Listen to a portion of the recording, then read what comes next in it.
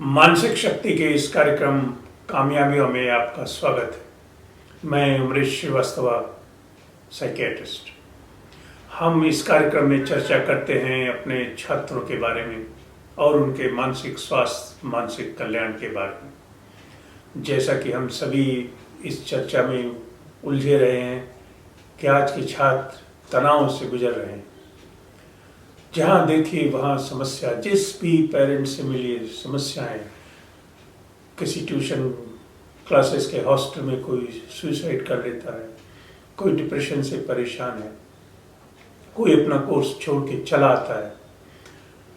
सवाल कोर्स छोड़ के आने या ना आने का नहीं है, सवाल जीवन जीने का है। तनाव की ये परिस्थिति क्यों आनी चाहिए कि जब कोई जान दे दे तब लोगों को समझ में आए कि अब अखबारों की सुर्खियां बन रही हैं।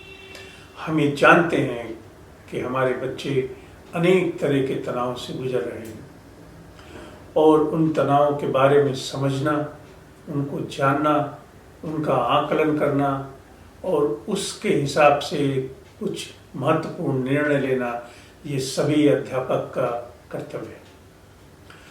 हमें इस बात से छुटकारा नहीं है कि हम ये कहें, ये समझ लें अपने आप में कि नहीं हमारा बच्चा ये कर लेगा, क्योंकि आकलन न करने का, मेजरमेंट न करने का, सर्वे न करने का या ना जानने का परिणाम भयानक है।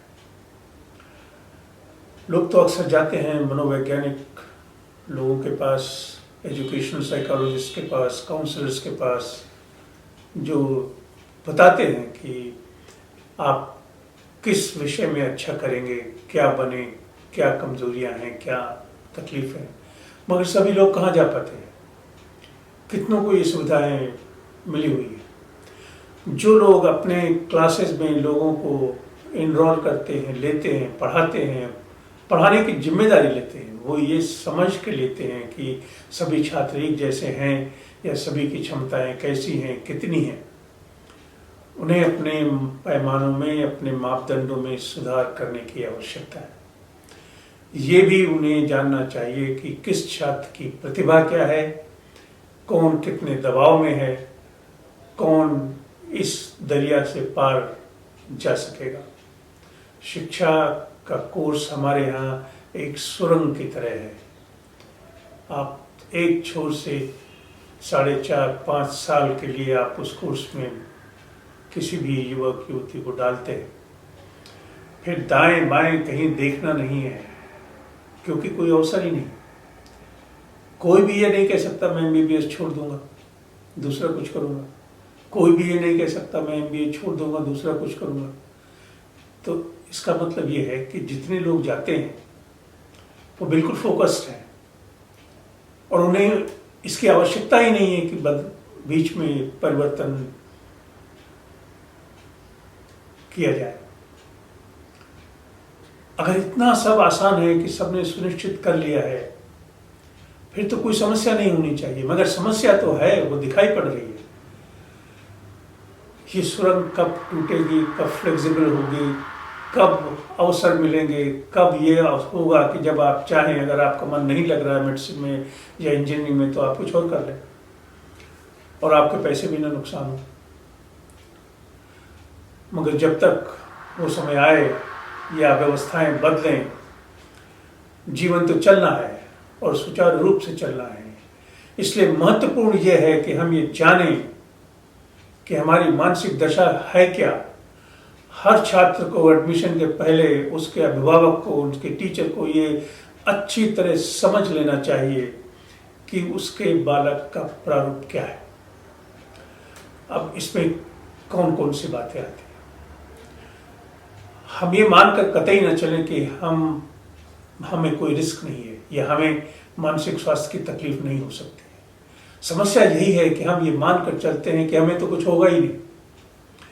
हमारे क्लास में जो लोग जाते हैं, मान लीजिए 100 लड़कों का एक क्लास है, उसमें आंकड़ों के हिसाब से या तथ्यों के हिसाब से अगर आप देखें, अभी कुछ दिनों पहले यूनिसेफ की रिपोर्ट आई जिसमें ये कहा गया कि हर 7 में से एक व्यक्ति मानसिक बीमारियों से ग्रसित है और वे मानसिक बीमारियां किन आधारों पर डायग्नोज की गई हैं और उनमें कितने लक्षण दिखाई पड़ते हैं, ये एक दूसरा प्रश्न है।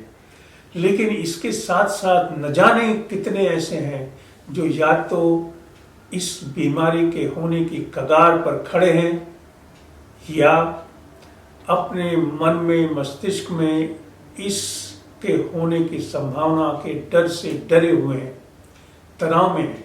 तो कुछ लोगों को मानसिक बीमारियां हैं, कुछ में होने की संभावनाएं हैं और कुछ में होने के बीच दिखाई पड़ रहे हैं। वो तनाव को नहीं बर्दाश्त कर पा रहे हैं। आप मोटा मोटा भी समझिए तो कम से कम 30 से 65% बच्चे ऐसे हैं जिन्हें direct mental health intervention, suggestion, support की आवश्यकता। सच्चाई है हमारे पास सुविधा नहीं है, हम इसे देखना ना चाहें ये और बात है। तो हम ये करेंगे कैसे? 3-4 बातें आवश्यक हैं, वो हर स्कूल को, हर कॉलेज को अपने प्रोग्राम में लाना चाहिए। जैसे इस प्रश्न का आकलन होना चाहिए कि क्या वह बालक जो शिक्षा के लिए आया है, चाहे वो मेडिसिन में हो, मैनेजमेंट में हो या इंजीनियरिंग में हो, उसके मानसिक तनाव झेलने की क्षमता क्या है? What is the stress threshold? Is he suffering from a significant level of stress? आज की तारीख में क्या उसके मन पर दबाव है? यदि है तो उसके रहन सहन के तरीकों में, उसके सपोर्ट सिस्टम में क्या किया जाना चाहिए? हम इस विषय पर बाद में आएंगे। दूसरा प्रश्न ये पूछा जाना चाहिए, क्या इस या किसी बालक में मानसिक बीमारी होने की संभावना है या नहीं है, और है तो कितनी है? ये दूसरी कैटेगरी होगी। तीसरी जो सबसे महत्वपूर्ण है वो ये है कि क्या ये छात्र किसी भी मानसिक बीमारी से या किसी ऐसी शारीरिक बीमारी से जिसका मन पर परिणाम हो और वो शिक्षा में, स्वास्थ्य में बाधक बनता हो, क्या ऐसी परिस्थिति है? ये 3 बातें एक तरफ देखी जानी चाहिए। चौथी बात देखी जानी चाहिए कि शैक्षणिक तनाव झेलने की क्षमता क्या है। साधारण तनाव की बात एक अलग विषय है। शिक्षा से संबंधित तनाव मतलब शिक्षा के विषय में कई तरह के तनाव हो सकते हैं। कैरिकुलम कैसा है उसका तनाव रहता है, किसी के पीएचडी की थीसिस, किसी का डिसर्टेशन, किसी का एग्जामिनर, किसी का टीचर वगैरह वगैरह, बहुत सारे इसमें विषय। एक तो शिक्षा के कैरिकुलम से संबंधित प्रश्न खड़े हुए हैं। दूसरा व्यवस्था, इंस्टीट्यूशन और सुविधाओं से संबंधित। आपने एक ऐसा विषय ले लिया है जिसके लिए कोई सुविधा नहीं है, ऐसा एक्सपेरिमेंट ले लिया जिसके लिए कोई सुविधा नहीं, तो ऑब्वियसली तनाव तो आएगा। तीसरा, क्या साधारण स्वास्थ्य एकेडमिक प्रेशर झेलने में, बर्दाश्त करने में बीच में बाधा बन रही है? साधारण स्वास्थ्य कैसा? तो ये एकेडमिक प्रेशर का कंपोनेंट चेक किया जाना चाहिए। 5वीं बात जो चेक करनी चाहिए वो ये है कि जिस छात्र के बारे में हम चर्चा कर रहे हैं उसकी सामाजिक व्यवस्था क्या है, उसका सपोर्ट सिस्टम क्या है, उसकी पॉजिटिविटी क्या है, ज़रूरत पर उसे किस किस तरह की मदद की आवश्यकता हो सकती है, उसके पास क्या है क्या नहीं है। पैसे, रुपए और मटेरियल्स की बात बाद में। पहले तो यह है कि मानसिक क्षमता क्या है। यह आकलन कोई कॉम्प्लिकेटेड चीज नहीं है, बड़ी आसान बात है। सारी जानकारी इंटरनेट पे है। अनेकों यूनिवर्सिटी हैं जिनमें ये प्रोग्राम चलते हैं। College mental health, school mental health. School mental health या कॉलेज मेंटल हेल्थ का मतलब ये नहीं है कि जिन बच्चों को मानसिक बीमारी है उनका सिर्फ उनके इलाज की सुविधा की जाए। जी नहीं, उनके मानसिक विकास, उनके मन का विकास इस तरह कैसे किया जाए कि जो वे चाहते हैं वे अच्छी तरह से कर सकें। मतलब ये है, how do you convert their, how do you channelise their positivity, their energy, their interest into possibility, and how do you deal and remove the barriers. What are the barriers? What will be the barriers? What can be the barrier in a given institution? If bullying is a problem, ragging is a problem, finance is a problem, number of teachers is a problem, coaching or mentoring is a problem, then deal with it.